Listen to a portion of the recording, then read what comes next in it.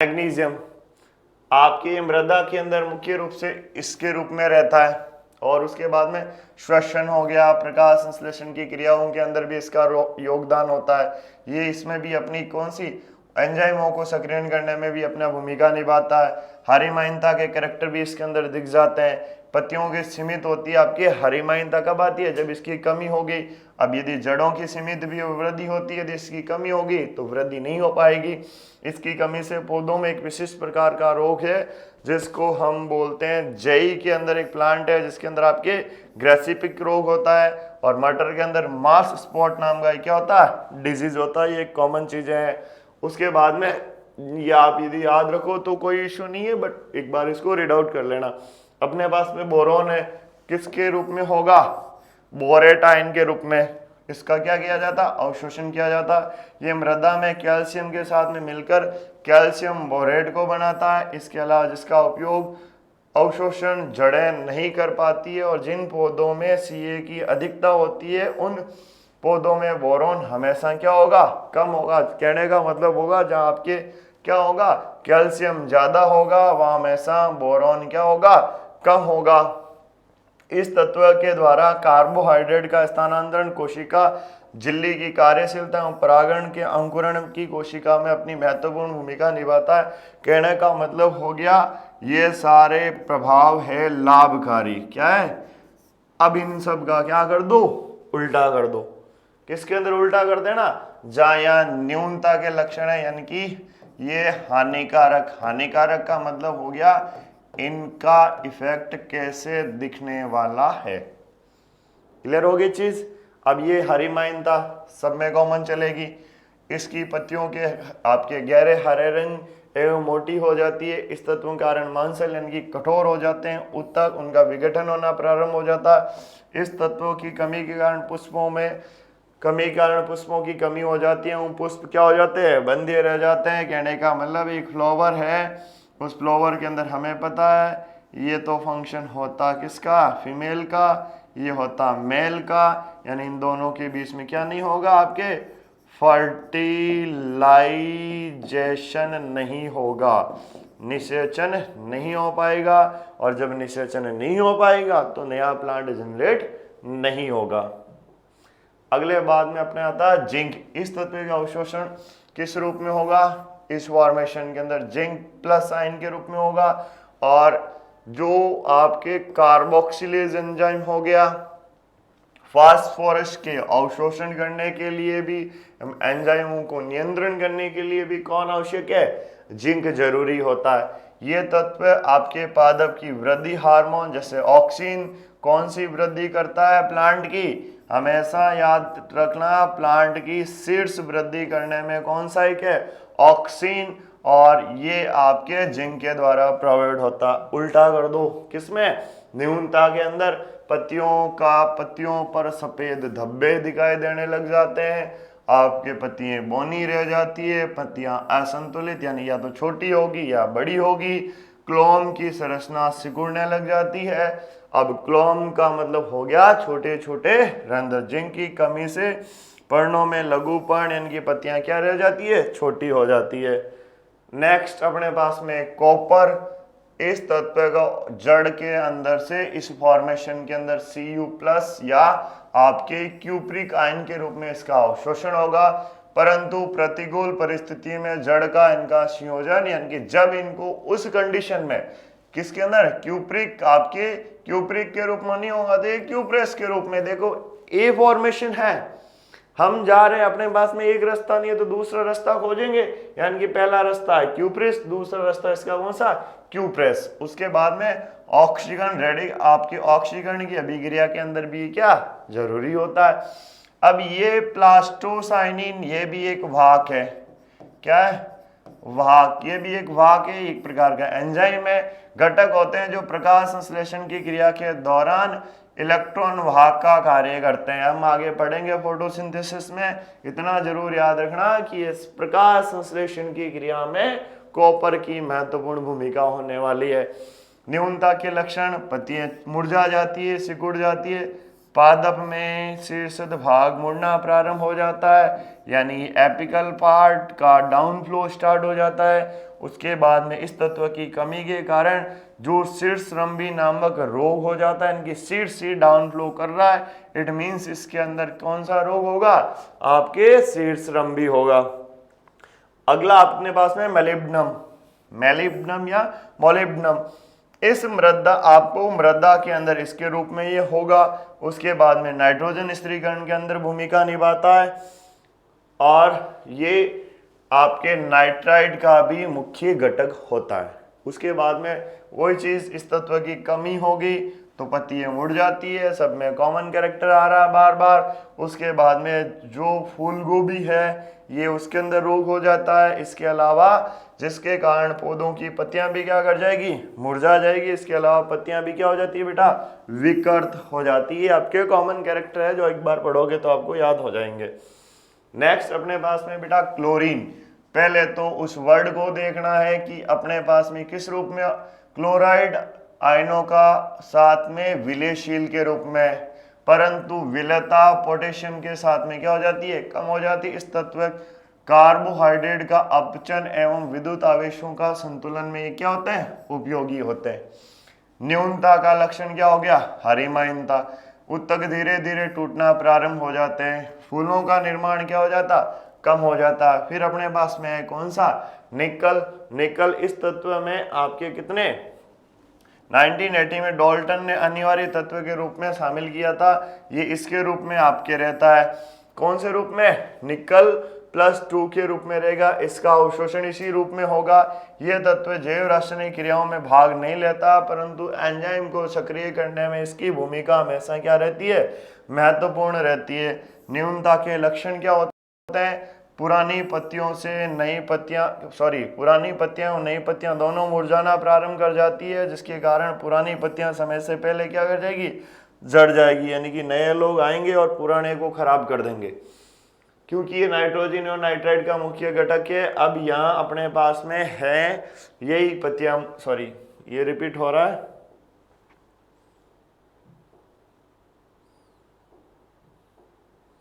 ये इसके सारे के सारे आपके कैरेक्टर हो जाते हैं जो आपको मिल जाएंगे।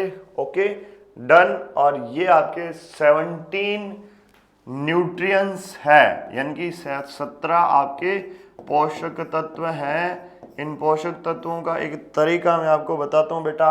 सबसे पहले अपने पास में है कि अवशोषण किसके रूप में होगा, 3 ही चीजें रटनी इसमें। अवशोषण किस रूप में, यानी कि जो जड़ के अंदर होगा वहां से, जड़ों से किसके रूप में इसको अवशोषित किया जाएगा। दूसरा लाभकारी प्रभाव। लाभकारी का मतलब हो गया कि उस खनिज तत्व से उसको क्या मिलने वाला है। तीसरा न्यूनता के लक्षण। न्यूनता का मतलब हो गया किसी खनिज तत्व की कमी हो गई तो भाई उस प्लांट के अंदर क्या लक्षण दिखाई देने वाले हैं। ये 3 चीजें आप रट लेना कि उसके अंदर आपको यही चीज लिखनी होगी। किनमें, जितने आपके 17 खनिज पोषक तत्व मौजूद है। ये आपके 3 क्वेश्चन बेटा क्लियर हो जाते हैं, सक्रिय जल अवशोषण, निष्क्रिय जल अवशोषण और खनिज पोषक वाला। अब अपने पास में क्वेश्चन बचते हैं सारे प्रकाश संश्लेषण या फोटोसिंथेसिस वाले। फोटोसिंथेसिस के अंदर हमें सबसे पहले तो आपके हरित लवक की संरचना पढ़नी होगी, फिर हमें पढ़ना होगा प्रकाशिक अभिक्रिया, अब फिर हमें पढ़ना होगा प्रकाशिक अभिक्रिया के अंदर कितने स्टेज चलते हैं, फिर हमें देखना होगा कि अप्रकाशिक अभिक्रिया में क्या होता है, अप्रकाशिक अभिक्रिया के अंदर कौन कौन से चक्र आते हैं, C3 चक्र, C4 चक्र और ये सारे फंक्शन की श्वसन के भी एक जो क्वेश्चन होगा उसके बारे में हम डिस्कस करेंगे। फिर हम लेने वाले हैं बायोटेक्नोलॉजी।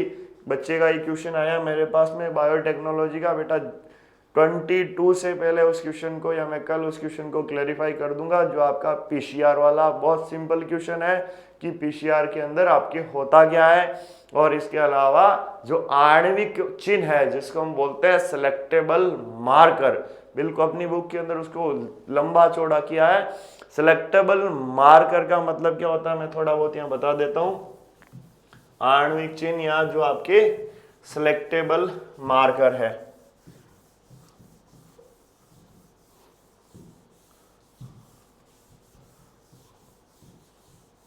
देखो एक क्वेश्चन था आपके आणविक चिन्ह जिसको सिलेक्टेबल मार्कर कहते हैं। अब आणविक चिन्ह और सिलेक्टेबल मार्कर है क्या?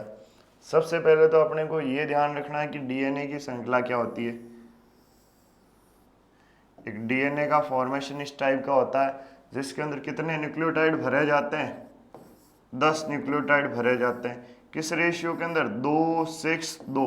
अब देखो यूं तो भरने वाले तो खूब भरते हैं, बट मैं तो हमेशा इसके अंदर आज तक 10 ही भरता आया हूँ, और आगे चेन बड़ी करनी तो भर सकते हो। अब इसमें क्या होगा? A double bond T, C triple bond G। आगे चीज हम इसको बोलते हैं एडेनिन, थायमीन, ग्वाइनिन और साइटोसिन। भरना कैसे अपने पास में कि A और T को डालो, फिर किसको डालो? C और G को डालो, उसके बाद में A और डबल बॉन्ड T, उसके बाद में C triple bond G, A double bond T, G C triple bond G, A double bond T। 1 2 3 4 5, 1 2 3 4, हाँ लास्ट आप क्या आ जाएगा? C double triple bond G, पीछे वही A double bond T, C triple bond G। ये इस तरीके से डीएनए में भरा जाता। अब सिलेक्टेबल मार्कर का मतलब क्या हो गया कि 2 पॉलीपेप्टाइड श्रृंखला से एक डीएनए की चेन बनती है, एक तो 5 डेज से और एक कौन से डेज से? 3 डेज से, और दूसरा कौन सा हो जाएगा आपके पास? 3 डेज, और एक हो जाएगा आपके पास में 5 डेज। अब देखो ये एक प्रकार की क्या है? डीएनए की, जो डीएनए की आणविक संरचना है या डीएनए की हेलिकल संरचना है या हेलिकल स्ट्रक्चर है, डीएनए की आणविक संरचना है। अब इस आणविक संरचना को काटा किसके द्वारा जाता है? एक एंजाइम का नाम है जिसको हम बोलते हैं रिस्ट्रिगेशन एंजाइम। कौन सा? रिस्ट्रिगेशन एंजाइम। ये रिस्ट्रिगेशन एंजाइम 2 प्रकार का होता है, एक तो होता है एंडो और एक होता है आपके एक्सो। एंडो हमेशा सेंटर से काटेगा, सेंटर का मतलब ये, और एक्सो हमेशा कहां से काटेगा? किनारों से। अब हमने क्या किया कि हम यहां से इसको काट रहे हैं, तो इट मीन्स यहाँ नई बॉन्ड बन रही है 5 डेज 3 डेज, 5 डेज 3 डेज बन रहा है, नहीं बन रहा? एक दो अपने एक पास एक डीएनए था, एक डीएनए से कितने डीएनए बने? एक तो खुद था और फिर एक नया और बन गया और एक यहाँ बन गया। कितने बन गए? 3 बने या 3 बने। अब लगातार मैंने बोल दिया कि बेटा मेरा डीएनए लगभग मेरे पास में कितने होंगे? खूब सारे डीएनए हो गए, मान लो कि 20 डीएनए हो गए, और इन डीएनए की आगे कॉपी करवानी है। हमें पता है कि एक चीज ध्यान रखना कि इस डीएनए के अंदर 2 चीजें रहती है, एक तो जीन और एक रहता गुणसूत्र, यानी कि क्रोमोसोम और जीन इसके अंदर प्रेजेंट रहते हैं। और ये जीन हमेशा किसका निर्धारण करता है? लक्षण का निर्धारण करता है, जबकि आपके पास में गुणसूत्र है, गुणसूत्र किसका निर्धारण करता है? लिंग का निर्धारण करता है, यानी कि ऑर्गन डिसाइडर होता है। अब यहाँ जितनी फोटोकॉपीज बनेगी, मिलियंस ऑफ फोटोकॉपीज, मैंने बोल दिया कि मेरे पास में डीएनए किसे अपने पास में कितनी कॉपियां बन गई? डीएनए का प्रतिकृतिकरण हुआ, यानी कि 1 से 2 बनी, 2 से खूब सारी फोटोकॉपियां बन गई। अब उसमें से सेलेक्टेबल मार्कर या आणविक, देखो आणविक चिन्ह ये भी है कि कैंची से, आणविक कैंची कौन है? रिस्ट्रिगेशन एंजाइम, एंडोन्यूक्लियज और एक्सोन्यूक्लियज, कि वहां से उसको मैं काटना कहा है, उसको हम आणविक चिन्ह भी बोल सकते हैं। अब दूसरा आणविक आपके सिलेक्टेबल मार्कर कौन सा है कि उन 10,000 फोटोकॉपी में से हम किसको चूज कर रहे हैं, यानी कि कौन सा डीएनए है जिसको हम आगे लेकर फोटोकॉपी करवाएंगे या उसमें से हम उपयुक्त जीन को लेंगे, वो कौन डिसाइड करेगा? सिलेक्टेबल मार्कर यानी कि आणविक चिन्ह। पहला डिसाइड तो यहां करेगा, कहां पर, इधर जहां 5 डेज है और जहां पर क्या है 3 डेज वाली प्रोसीजर है, कि यहां हमें देखना कि यहां से कैंचियों से कहां से काटना है। और दूसरा कहां है कि अपने पास में अब 1000 ऑफ मिलियंस ऑफ डीएनए की हेलिकल स्ट्रक्चर मिल गई है।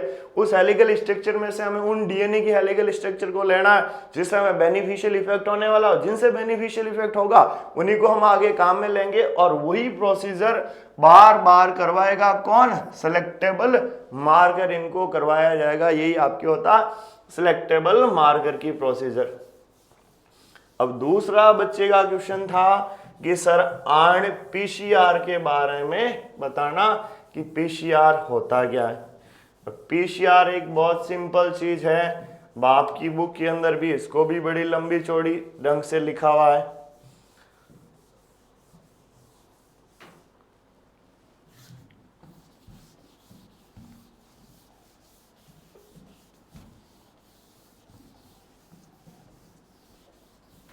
देखो अपने पास में पीसीआर, पीसीआर क्या है, फुल फॉर्म पता होना चाहिए आपके, पॉलीमरेज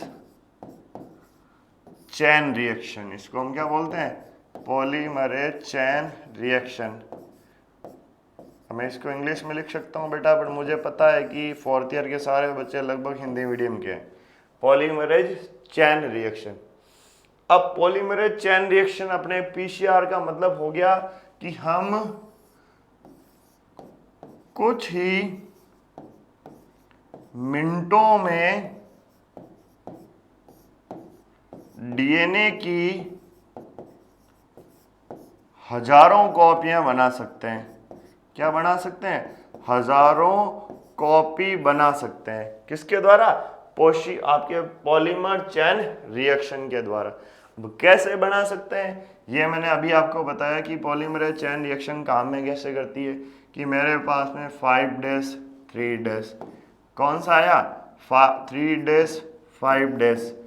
एंजाइम कौन सा आएगा, जरूर याद रखना, रिस्ट्रिकेशन, रिस्ट्रिकेशन एंजाइम आएगा। कौन कौन से, एंडो और एक्सो, एंडो और आपके कौन सा एक्सो, 2 एंजाइम आए। एंडो सेंटर से, एक्सो यहां से आइडेंटिफाई की और डीएनए को काटा। काटने के बाद में नई बॉन्ड बनी, क्या अपने पास में 5 डेज 3 डेज। आगे चीज समझ में, नीचे आपके पास में क्या बन रहा, 5 डेज और 3 डेज और आपके 5 डेज बन रहा है। यानी कि नई, इसको भी मैंने यहां से काटा, इसको भी मैंने यहां से काटा, दोनों भी वही काम करेगी। ऑपोजिट वाला कभी भी यदि सीक्वेंस हम सेम लिख रहे हैं, इट मींस उनके अंदर कॉन्स्ट्रक्ट प्रारंभ हो जाएगा, नई डीएनए श्रृंखला नहीं बनेगी आपके पास में।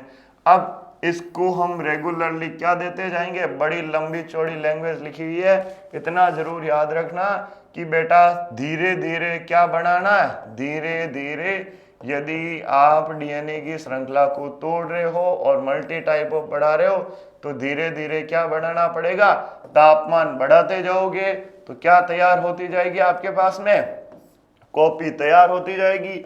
और ये एक ऐसी मशीन है जिससे आपको कम टाइम के अंदर बहुत सारी कॉपियां मिल जाएगी। किसके द्वारा, पॉलीमरेज चेन रिएक्शन के द्वारा।